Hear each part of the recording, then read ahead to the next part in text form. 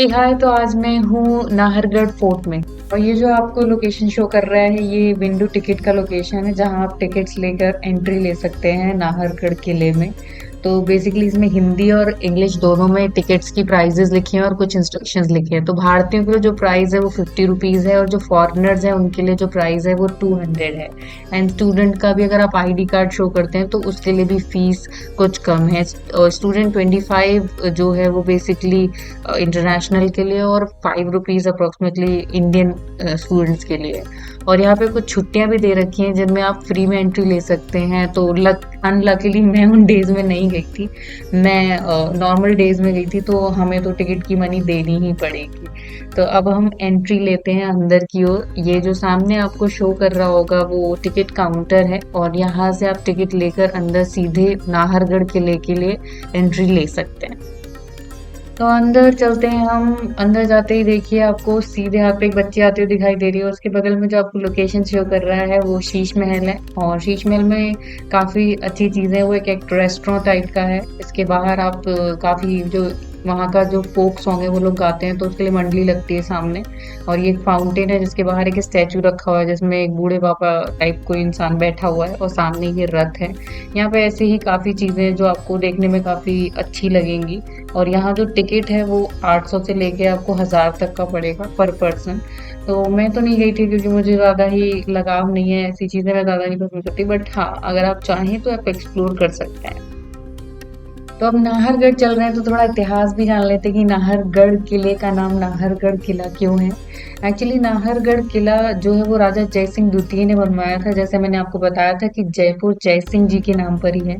और नाहरगढ़ किला जो है वो नाहरगढ़ जी जो प्रिंस थे, ऐसा माना जाता है कि उनकी जो आत्मा है यानी उनकी स्पिरिट जो है वो इसी धरती पे है।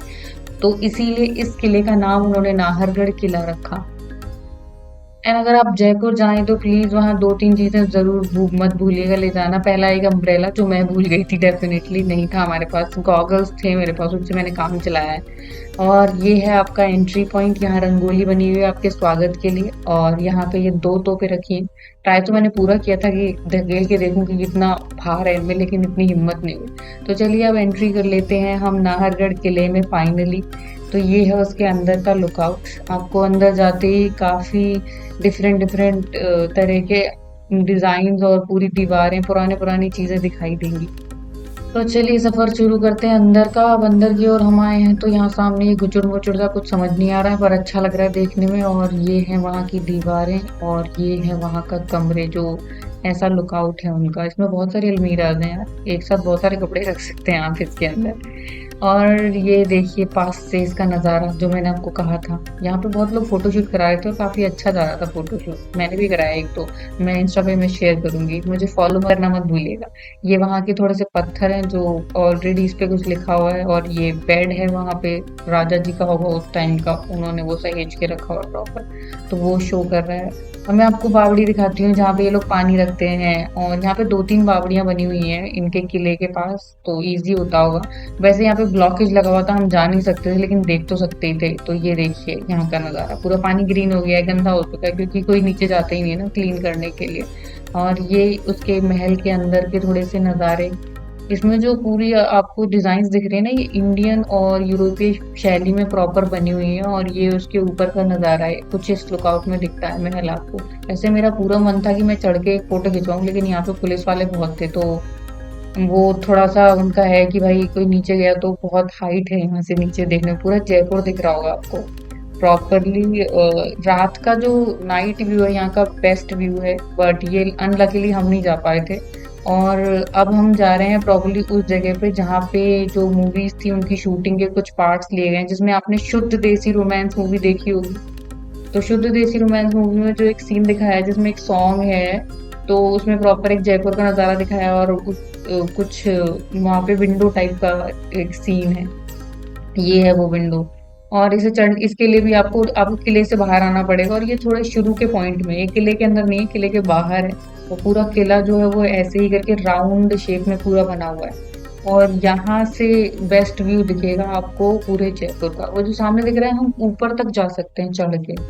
मैं नहीं गई थी क्योंकि बहुत, एक तो नाइट डे का समय था, बहुत धूप हो रही थी और ये लोग हमसे पूछ भी रहे थे, काफ़ी लोग ऊपर जा रहे थे कि वहाँ तक जा सकते हैं कि नहीं, तो हमने बोला हाँ जा सकते हैं, क्यों नहीं जा सकते।